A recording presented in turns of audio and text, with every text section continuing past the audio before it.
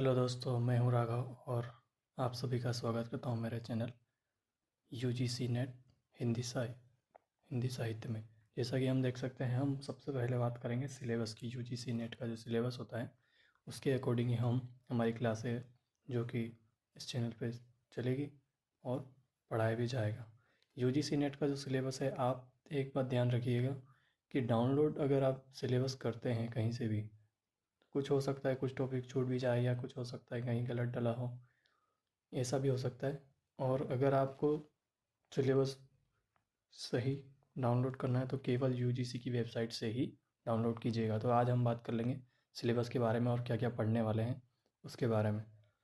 तो पहली यूनिट है हिंदी भाषा और उसका विकास। इसके बारे में हम देखेंगे क्या क्या पढ़ेंगे हम और क्या क्या क्वेश्चन निकलेंगे, इससे हम पढ़ेंगे। देख सकते हैं आप,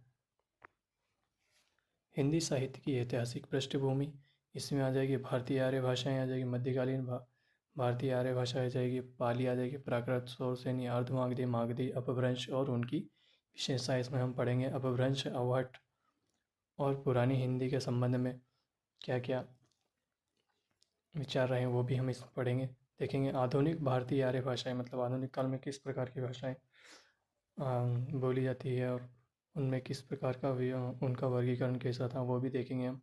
हिंदी का भौगोलिक विस्तार भी इसमें पढ़ेंगे हम। हिंदी की उपभाषाएं, हिंदी से जो उत्पन्न हुई है उनकी उपभाषाएं अलग अलग, पश्चिमी हिंदी, पूर्वी हिंदी, राजस्थानी, बिहारी, पहाड़ी क्षेत्र में बोली जाने वाली भाषाओं के बारे में भी हम पढ़ेंगे।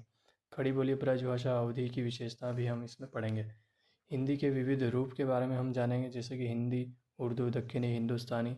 हिंदी का भाषिक स्वरूप के बारे में जो हम जानेंगे। हिंदी की स्वर्णिम व्यवस्था, हिंदी की स्वर्णिम व्यवस्था दो प्रकार दे रखे हैं इसमें, खंडय और खंडयत्तर। हिंदी की ध्वनियों के बारे में भी हम जानेंगे, किस प्रकार कौन से भाषा से कौन सी ध्वनियाँ निकलती है। हिंदी शब्द रचना, उसके बारे में भी हम पढ़ेंगे। इसमें थोड़ी आपकी ग्रामर भी आ जाएगी यूनिट 1 में, जैसे उपसर्ग है, प्रत्यय है।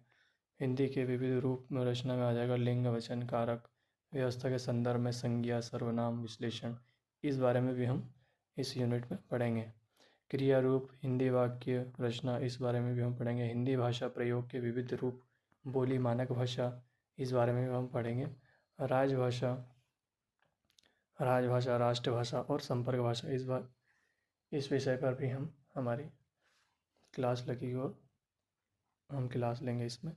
संचार माध्यम और हिंदी, कंप्यूटर, हिंदी, हिंदी की संवैधानिक स्थिति, देवनागरी लिपि, विशेषताएं और मानकीकरण, जो कि हमारी क्लास स्टार्ट होने जा रही है, उसमें हम ये सब चीज़ें पढ़ेंगे जो अकॉर्डिंग यूनिट यूजीसी का जो सिलेबस है उसके अकॉर्डिंग ही हम क्लास लेंगे। हम देख लेते हैं हम दूसरी यूनिट।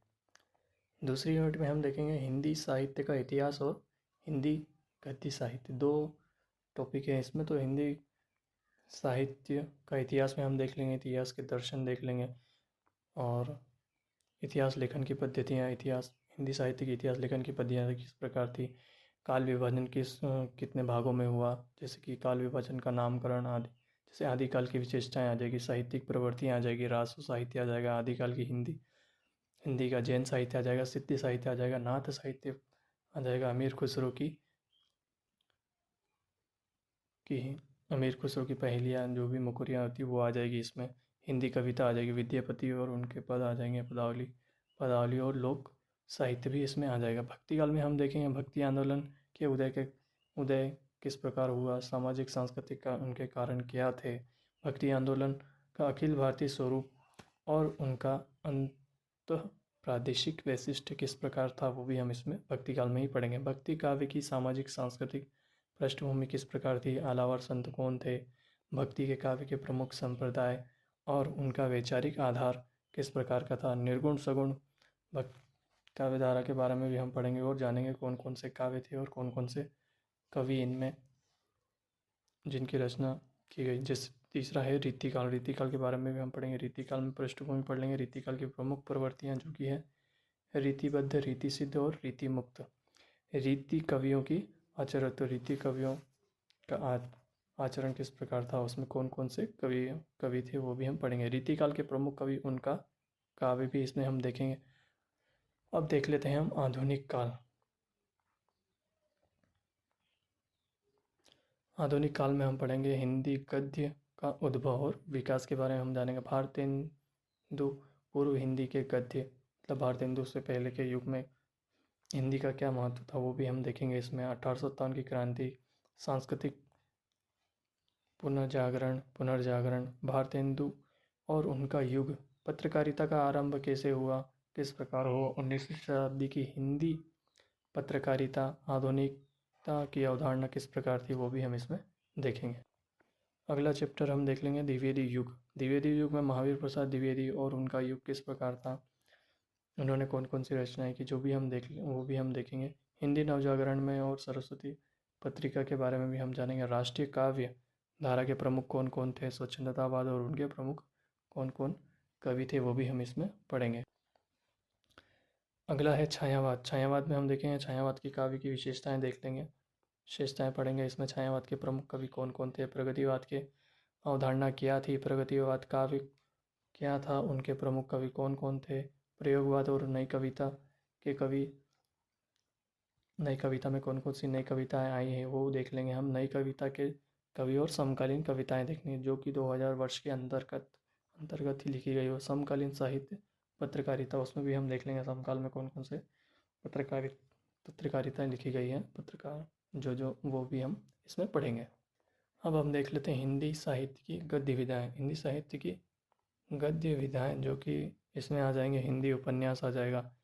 हिंदी उपन्यास में हम पढ़ेंगे भारतीय उपन्यास की अवधारणा किस प्रकार थी, प्रेमचंद से पूर्व कौन कौन से उपन्यास लिखे गए, प्रेमचंद का युग किस प्रकार था, उनके युग के बारे में जानेंगे। प्रेमचंद के परवर्ती उपन्यासकार कौन कौन थे जो 2000 वर्ष तक उपन्यास लिखे गए। हिंदी कहानी में हम पढ़ेंगे हिंदी का उद्भव और विकास के बारे में हम पढ़ेंगे। 20वीं सदी की हिंदी कहानी और उनका प्रमुख कहानी आंदोलन किस प्रकार था, प्रमुख कहानीकार कौन कौन थे, ये भी हम इसमें पढ़ेंगे। हिंदी नाटक देख लेते हैं हम अगला। हिंदी नाटक में और रंगमंच के बारे में पढ़ेंगे। विकास के चरण क्या क्या थे, हिंदी नाटक के विकास किस प्रकार हुआ, उसमें कौन कौन से चरण थे वो भी हम देखेंगे। भारतेंदु युग में किस प्रकार नाटककार बने और वो भी हम देखेंगे। प्रसाद युग में, प्रसादोत्तर युग में, स्वतंत्रोत्तर युग, साठोत्तर युग और कुछ नए नाटक भी लिखे गए थे जो भी हम इसमें पढ़ेंगे। प्रमुख नाट्य कृतियाँ और प्रमुख नाटककार कौन कौन थे वो भी हम देखेंगे इसमें। हिंदी एकांकी, हिंदी रंगमंच और विकास के चरण भी हम देखेंगे, इसमें पढ़ेंगे। हिंदी का लोक रंगमंच और नुक्कड़ नाटक भी इसमें प्रसिद्ध थे तो वो भी हम इसमें देखेंगे। आजकल नुक्कड़ नाटक भी होते हैं कहीं कहीं जगह कुछ संदेश देने के माध्यम से, और वो भी हम इसमें पढ़ेंगे। हिंदी निबंध, हिंदी निबंध का उद्भव और विकास इसमें जानेंगे। हिंदी निबंध के प्रकार और प्रमुख निबंधकार कौन कौन थे वो भी हम इसमें पढ़ेंगे। हिंदी आलोचना, हिंदी आलोचना का उद्भव और विकास कैसे हुआ, समकालीन हिंदी कवियों ने किस किस कवियों ने उनके विविध प्रकार बताएं और प्रमुख आलोचक जो हिंदी की आलोचना करने वाले कवियों के बारे में भी हम इसमें पढ़ेंगे। अब हम देख लेते हैं तीसरी यूनिट। अभी एक दो विधाएं और बची हुई है। हिंदी गद्य की अन्य विधाएं, हिंदी गद्य की अन्य विधाओं में आ जाएगा रेखा चित्र, संस्मरण, यात्रा साहित्य, आत्मकथा, जीवनी और रिपोर्टाज डायरी। इसके बारे में हम जानेंगे कौन कौन सी रचनाएं थी, कौन कौन सी आत्मकथाएं थी, यात्रा वृत्तांत कैसे किन किन कवियों ने लिखी है, रेखा चित्र क्या है, संस्मरण क्या है, इसमें भी हम जानेंगे। हिंदी का प्रवासी साहित्य के बारे में भी हम जानेंगे, अवधारणाएं, प्रमुख साहित्यकार इसमें कौन कौन थे वो भी हम पढ़ेंगे। अब बात कर लेते हैं हम तीसरी यूनिट की। तीसरी यूनिट में आ जाएगा साहित्य शास्त्र। साहित्य शास्त्र के बारे में हम पढ़ लेंगे। इसमें काव्य के लक्षण क्या थे, काव्य हेतु, काव्य प्रयोजन के बारे में हम जानेंगे।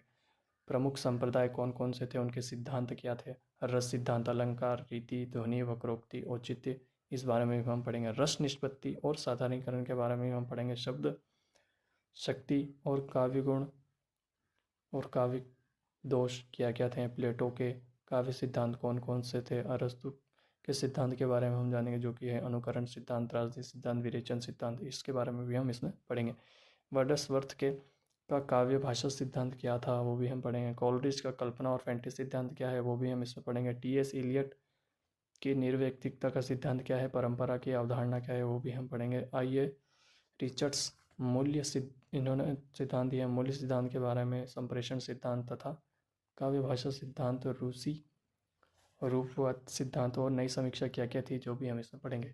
मिथक फंतासी और कल्पना प्रतिबिंब के बारे में भी हम इसमें पढ़ेंगे। यूनिट 3 इसमें साहित्य शास्त्र में यही दे रखा है और यही हम पढ़ेंगे, जो कि हमारी क्लास स्टार्ट होने जा रही है उसके अंतर्गत।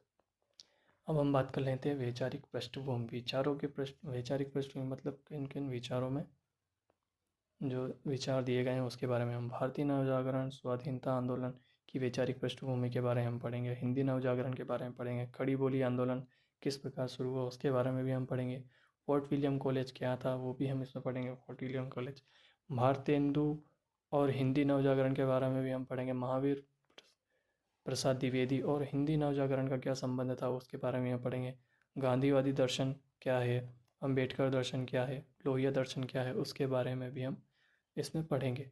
मार्क्सवाद, मनोविश्लेषणवाद, अस्तित्ववाद, उत्तराधुनिकतावाद, अस्मितामूलक विमर्श, इस बारे में भी हम पढ़ेंगे, जिसमें आ जाएगा दलित, स्त्री, आदिवासी और अल्पसंख्यक, जो कि क्या क्या विचार थे इनके, इस बारे में हम इसमें यूनिट 4 में हम पढ़ेंगे।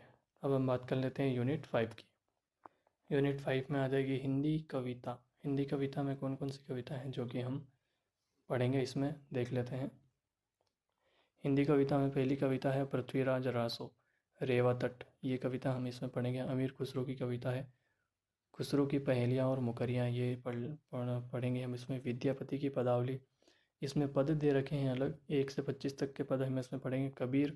कबीर के पद हम इसमें पढ़ेंगे 160 से 209 तक हम पढ़ेंगे। जायसी ग्रंथावली का नागमती वियोग खंड हम पढ़ेंगे इसमें। सूरदास भ्रमर गीत सार के पद हम पढ़ेंगे इसमें। 21 से 70 तक के पद पढ़ेंगे। तुलसीदास द्वारा रचित रामचरितमानस, इसमें हम पढ़ेंगे। उत्तरकांड हमें पढ़ना पड़ेगा पूरा। बिहारी सतसई के बारे में हम पढ़ेंगे, 1 से 50 पद इसमें दे रखा है वो पढ़ेंगे हम। घनानंद कविता संख्या इसमें दे रखी है, पद संख्या जो कि है 1 से 30 तक, ये हम पढ़ेंगे। मीरा के पद में हम पढ़ेंगे प्रारंभ से 20 पद, इसके बारे में हम पढ़ेंगे। अयोध्या सिंह उपाध्याय की रचना है प्रिय प्रवास, इसके बारे में हम पढ़ेंगे। मिथिली शरण गुप्त की रचना है भारती और साकेत में हम पढ़ेंगे नवम सर्ग। जयशंकर प्रसाद की रचना है आंसू और कामायनी में हम पढ़ेंगे श्रद्धा, लज्जा और ईड़ा के बारे में हम पढ़ेंगे। अब हम अगले कवि हैं निराला जी, इनकी रचनाएं देख लेते हैं। जूही की कली, जागो फिर एक बार, सरोज स्मृति, राम की शक्ति, भुजा कुकुरमुत्ता, बांधोना नाव, इस ठाव बंधु। इन कविताओं का अर्थ और इनसे जो क्वेश्चन निकलेंगे वो भी हम पढ़ाएंगे इसमें। सुमित्रा नंदन पंत परिवर्तन, प्रथम रश्मि, इनकी रचना है। महादेवी वर्मा की रचना है बीन भी हूँ मैं तुम्हारी, रागिनी भी हूँ, मैं नीर भरी दुख की बदली, फिर विकल है प्राण मेरे, यह मंदिर का दीप, इसे नीरव जलने दो, द्रुत झरो जगत के जीर्ण पत्र।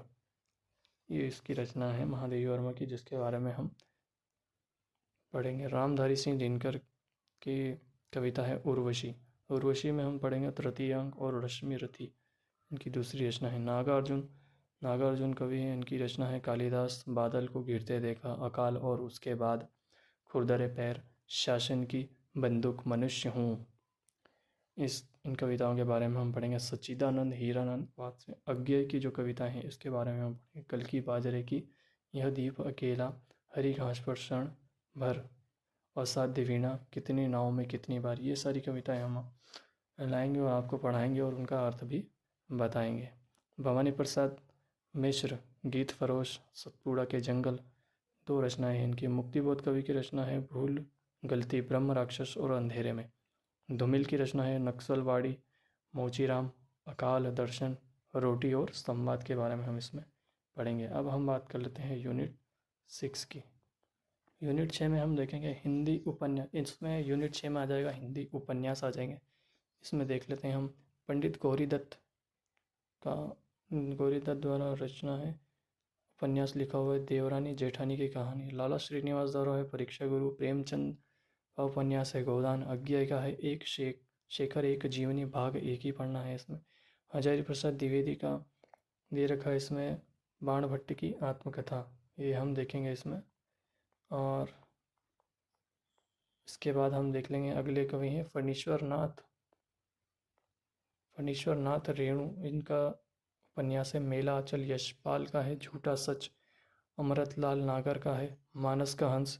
भीष्म साहनी का है तमस और श्री लाल शुक्ल का है राग दरबारी। कृष्णा सोपति का है जिंदगी नामा। मनु भंडारी का है आपका बंटी। जगदीश चंद्र का है धरती धन न अपना। इन सभी उपन्यास के बारे में हम अपनी क्लास में पढ़ेंगे और बताएंगे क्वेश्चन कौन कौन से निकलते हैं इनका। छोटे रूप में जो भी हम पढ़ाएंगे वो हमारी क्लास में पढ़ाया जाएगा। अब हम बात कर लेते हैं यूनिट 7 की। यूनिट 7 में देखेंगे हम कि हिंदी इसमें आ जाएगी, आपकी सारी हिंदी कहानियाँ आ जाएगी टोटल। जैसे कि हिंदी कहानी द्वारा पहले कवि हैं राजेंद्र बाला घोष। इनकी रचना है चंद्रदेव से मेरी बातें और दुलाई वाली। माधवराव सप्रे की रचना है एक टोकरी भर मिट्टी। सुभद्रा कुमारी चौहान की है राही। प्रेमचंद की कहानी है ईदगाह और दुनिया का अनमोल रतन। राजा राधिका रमन प्रसाद की रचना है इसमें कानों में कंगना। चंद्रधर शर्मा गुलेरी की रचना है उसने कहा। जयशंकर प्रसाद की रचना है आकाशदीप। जैनेन्द्र कुमार की रचना है अपना अपना भाग्य। फणीश्वर नाथ रेणु की रचना है तीसरी कसम। लालपान की बेगम। गेगरिन और अज्ञा की रचना है गेगरिन। शेखर जोशी की रचना है कोसी का घटवार। अगले कवि हैं भीष्म साहनी। भीष्म साहनी जिनकी रचना है अमृतसर आ गया है चीफ की दावत। कृष्णा सोपती की रचना है सिक्का बदल गया। हरिशंकर परसाई की रचना है इंस्पेक्टर माता दिन चांद पर। ज्ञान रंजन कवि की रचना है पिता। कमलेश्वर कवि की रचना है राजा निर्बसिया। निर्मल वर्मा की रचना है परिंदे। ये सब हम पढ़ेंगे और इनके बारे में भी जानेंगे हमारी क्लास के माध्यम से। अब हम बात करेंगे यूनिट 8 की, जिसमें आ जाएंगे हिंदी नाटक। हम पढ़ेंगे भारतेंदु हिंदी नाटक। 8वीं यूनिट है, जो कि इसमें आ जाएंगे पहले कवि हैं भारतेंदु। इनका नाटक है अंधेर नगरी भारत दुर्दशा। जयशंकर प्रसाद का नाटक है चंद्रगुप्त स्कंदगुप्त और ध्रुव स्वामी। धर्मवीर भारती की रचना है अंधा युग। लक्ष्मी नारायण लाल की रचना है सिंदूर की होली। मोहन राकेश की रचना है आधे अधूरे आषाढ़ का एक दिन। हबीब तनवीर आगरा बाजार। सर्वेश्वर दयाल सक्सेना की है बकरी। शंकर शेष एक और द्रोणाचार्य इनकी रचना है। उपेंद्र नाथ अष्ट की रचना है अंजो दीदी और मनु भंडारी की रचना है महाभोज। इन सभी नाटक के बारे में हम अपनी क्लास में पढ़ेंगे। अगली यूनिट है 9। अगली यूनिट है 9 यूनिट में इसमें आ जाएंगे हिंदी निबंध। हिंदी निबंध जो कि भारतेंदु से पहले का ही इनके हैं। हिंदी निबंध इन्होंने लिखा है दिल्ली दरबार दर्पण। भारत वर्षोन्नति कैसे हो सकती है। प्रताप नारायण मिश्र की रचना है शिव मूर्ति। बालकृष्ण भट्ट की रचना है शिव शंभु के चिट्ठे। रामचंद्र शुक्ल की रचना है कविता क्या है। हजारी प्रसाद द्विवेदी की रचना है नाखून क्यों बढ़ते हैं। विद्यानिवास मिश्र की रचना है मेरे राम का मुकुट भीग रहा है। अध्यापक पूर्ण सिंह की रचना है मजदूर और प्रेम। कुबेरनाथ राय की रचना है उत्तरा फाल्गुनी के आसपास। विवेकी राय की रचना है उठ जाग मुसाफिर। नामवर सिंह की रचना है संस्कृति और सौंदर्य। ये सभी निबंध हम पढ़ेंगे अपनी क्लास में, जो कि हमारी क्लास स्टार्ट होने जा रही है। अब हम बात कर लेते हैं आखिरी यूनिट, जो कि हमारी है 10 यूनिट। इसमें आ जाएगी आत्मकथा, आ जाएगी जीवनी, आ जाएगी और कुछ अन्य विधाएँ भी हैं वो भी आ जाएगी। यात्रा वृतांत जो कि वो आ जाएगी। पहले कवि हैं राम वृक्ष बेनीपुरी की रचना है माटी की मूर्ति। महादेवी वर्मा की रचना है ठकुरी बाबा। तुलसी राम की रचना है मर्द हुनिया। शिवरानी देवी की रचना है प्रेमचंद घर में। मनु भंडारी की रचना है एक कहानी यह भी। विष्णु प्रभाकर की रचना है आवारा मसीहा। अगले कवि हैं हरिवंश राय बच्चन की रचना है क्या भूलूं क्या याद करूं। रमणिका गुप्ता की रचना है आप हुदरी। हरिशंकर परसाई की रचना है भोला राम का जीव। कृष्णचंद्र की रचना है जामुन का पेड़। दिनकर की रचना है संस्कृति के 4 अध्याय। मुक्तिबोध की रचना है एक लेखक की डायरी। राहुल शंकरात्यायन की रचना है मेरी तिब्बती यात्रा। अज्ञा की रचना है अरे यायावर याद रहेगा। ये आपकी हो गई है 10 यूनिट, जो कि हमने सिलेबस के माध्यम से बता दिया है आपको। और अब हमारी क्लास स्टार्ट होने जा रही है, जिसमें इन 10 यूनिट के माध्यम से ही हम क्लास लेंगे और आपको पढ़ाएंगे। अगर आपको वीडियो अच्छा लगा हो तो लाइक कीजिएगा, और हमारे चैनल को, अगर आप नए हैं तो हमारे चैनल को सब्सक्राइब कीजिएगा, ताकि और हमारे चैनल की बेल को प्रेस कीजिएगा, जिससे आपको हमारा नोटिफिकेशन आपके मोबाइल पर मिलेगा। जब जब भी हम अपना